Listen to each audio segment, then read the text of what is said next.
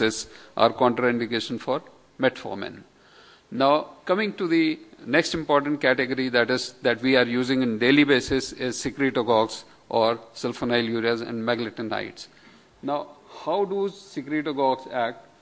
They act on the sodium-potassium channel, by causing closure of the potassium channel. Now, this potassium channel has different kind of receptors for different sulfonylureas, and different sulfonylureas act on different sites of the receptors associated with potassium channel.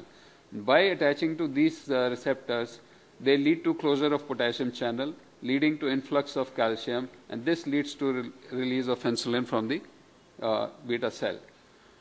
The common agents that we are using is glipizide, glyburide, and glimepiride. Mechanism of action is increase insulin secretion from beta cell.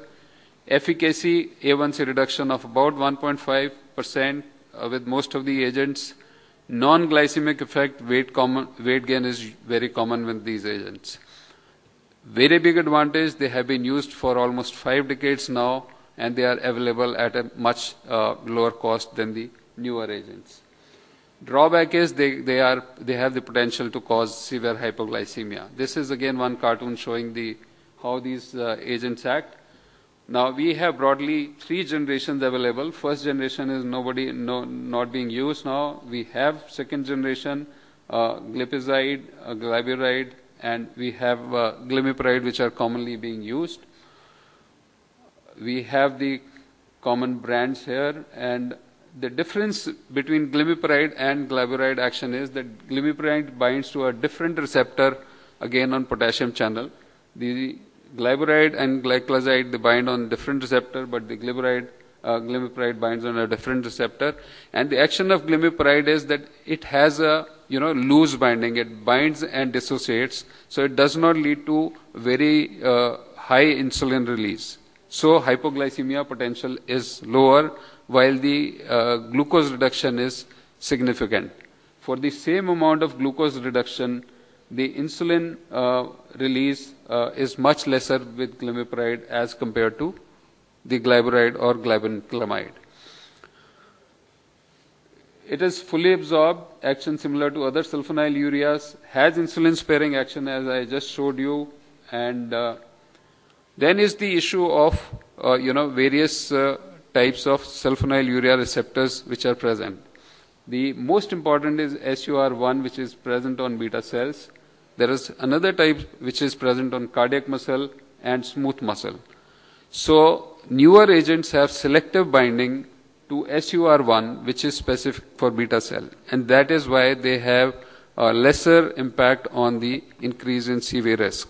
While the older agents like glyburide are possibly having some effect on the SUR2, and that is why there is some increase in risk of possible increase, which has been shown in experimental data. But clinically, head-on comparisons, there is no data to show that there is increased risk with other sulfonylureas over glimepiride, except a very recent study which showed that possibly glyclazide is the best in terms of low CV risk as compared to glyburide, and second comes glimepiride. Adverse effect mainly is hypoglycemia, which can be very prolonged, and it occurs very frequently in elderly, especially if they have impaired renal function. It is to be avoided. Sulfonylureas are to be avoided in impaired hepatic and renal function. They are available as single drugs and combinations, with glitazones and everything is available. Primary failure is something which is failure to respond to maximum dose of sulfonylureas within a month of starting the treatment. And secondary failure is which occurs almost 5% in every category of sulfonylureas. All patients who are on sulfonylurea, there is a decline in the response to sulfonylurea year-to-year basis because of the progressive decline in beta cell function. If there is failure to treatment, you should always keep in mind that this failure may be resulting from diet failure or lack of exercise or poor compliance or intercurrent illness, or there may be some amount of glucotoxicity once the patient gets into hyperglycemia, or there may be concomitant use of other drugs which is worsening the glycemic control. So if the glycemic control is worsening due to some unknown reason, look for other causes also rather than blaming just on the drug. There are drugs which will increase the risk of hypoglycemia. There are drugs which will increase the risk of hyperglycemia, and they will have their impact when they are used in conjunction with the oral agents. The other category of agents is meglitinides in sulfonylureas, and I have listed it here because all these agents have predominantly effect on the postprandial hyperglycemia, not on the fasting hyperglycemia. The meglitinides, the common available now are nataglinide and repaglinide. They act, on the same sulfonylurea receptor, but on a different site, which is attached to potassium channel. The difference is they are very rapid acting, and they have a short lasting action which lasts for 1 to 2 hours. So the effect goes off before the next meal. So they are the pills which offer you option of using one meal, one pill. And if the person misses meal, person should not take the pill also. So they are giving kind of flexibility of treatment. Weight gain is more or less similar to sulfonylureas. Repaglinide is available anything 0.5 to 4 milligrams. Increases early phase insulin secretion, rapidly absorbed, duration of action is about 4 hours, and dose is to be reduced in liver disease. Fast onset of action, fast elimination. Nataglinide is chemically different, again has rapid onset of action, stimulates first phase insulin release, should be given 5 to 10 minutes before the meal, and effect lasts for about one meal only. They offer you much better postprandial blood glucose control because they give you a rapid rise of insulin after the dose, which kind of matches the postprandial glycemic rise following a meal, and the less chances of hypoglycemia because effect is short-lived. So once the glycemia is coming, the glucose excursion is settling down, the effect of drug is also settling down.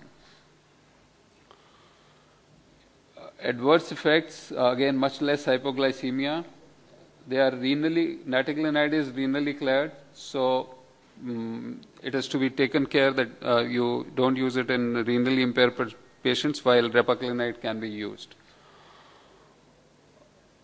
Glitazones is another important category of molecules. They are very novel class of agents, but of late they are marred into controversy.